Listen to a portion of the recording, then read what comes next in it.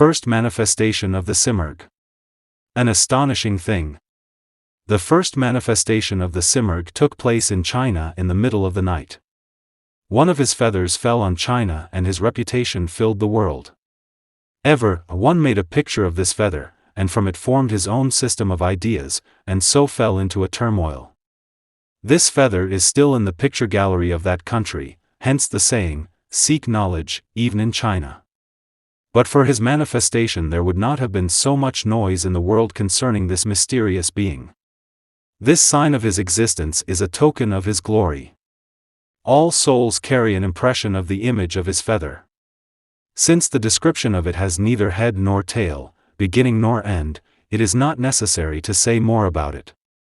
Now, any of you who are for this road, prepare yourselves, and put your feet on the way. When the hoopoe had finished, the birds began excitedly to discuss the glory of this king, and seized with longing to have him for their own sovereign, they were all impatient to be off.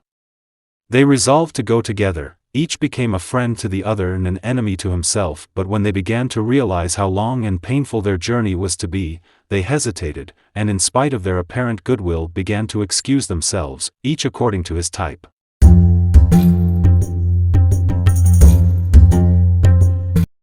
The Nightingale. The amorous nightingale first came forward almost beside himself with passion. He poured emotion into each of the 1,000 notes of his song, and in each was to be found a world of secrets. When he sang of these mysteries, the birds became silent. "The secrets of love are known to me," he said. Night I repeat my songs of love.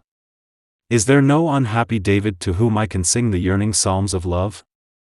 The flute's sweet wailing is because of me, and the lamenting of the lute.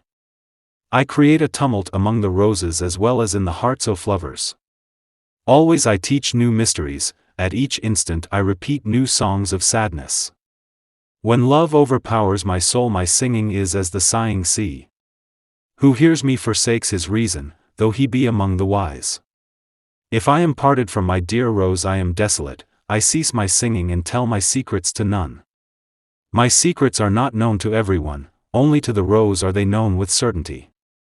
So deep in love am I with the rose that I do not even think of my own existence, but only of the rose and the coral of her petals. The journey to the Simurgh is beyond strength, the love of the rose is enough for the nightingale.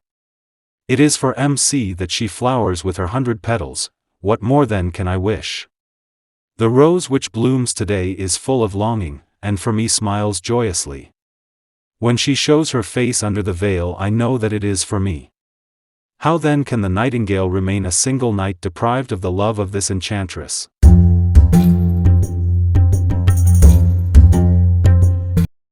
The hoopoe. The hoopoe replied, "O nightingale, you who would stay behind dazzled by the exterior form of things, cease to delight in an attachment so deluding.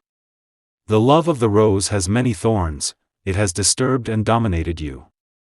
Although the rose is fair, her beauty is soon gone. One who seeks self-perfection should not become the slave of a love so passing. If the smile of the rose arouses your desire, it will only fill your days and nights with lamentations. Forsake the rose and blush for yourself, for she laughs at you with each new spring and then she smiles no more." The hoopoe tells the story of the princess and the dervish.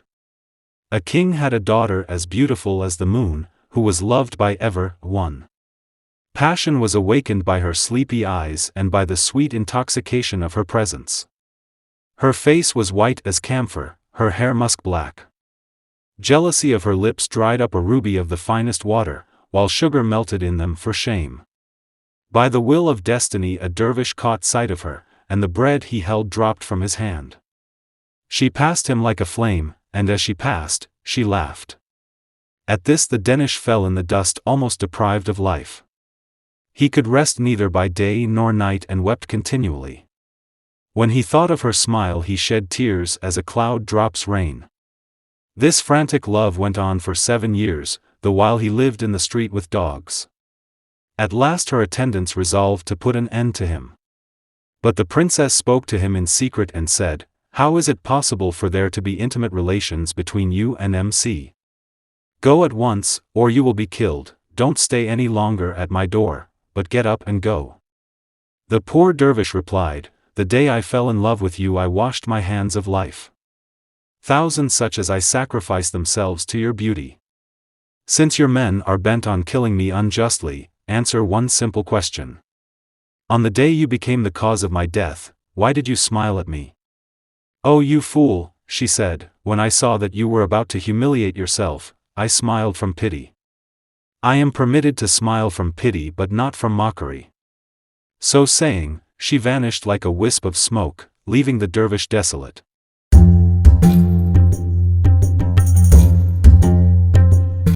The parrot. Then came the parrot with sugar in her beak, dressed in a garment of green, and round her neck a collar of gold. The hawk is but a gnat beside her brilliance, earth's green carpet is the reflection of her feathers, and her words are distilled sugar. Listen to her, vile men whose hearts are iron have shut me in a cage, so charming am I, held fast in this prison I long for the source of the water of immortality guarded by Khizr. Like him I am clothed in green, for I am a Khizr among birds. I should like to go to the source of this water, but a moth has not strength to lift itself to the Simurgh's great wing, the spring of Khizr is enough for me. The hoopoe replied, O you who have no idea of felicity. He who is not willing to renounce his life is no man. Life has been given to you so that for an instant you may have a worthy friend. Set out upon the way, for you are not an almond, you are only the shell. Join the company of worthy men and enter freely in their way. The fool of God and Khizr. There was a man, mad from love of God. Khizr said to him, O perfect man, will you be my friend? He replied, You and I are not compatible, for you have drunk long draughts of the water of immortality so that you will always exist, and I wish to give up my life. I am without friends and do not know even how to support myself. Whilst you are busy preserving your life, I sacrifice mine every day. It is better that I leave you, as birds escape the snare, so, goodbye.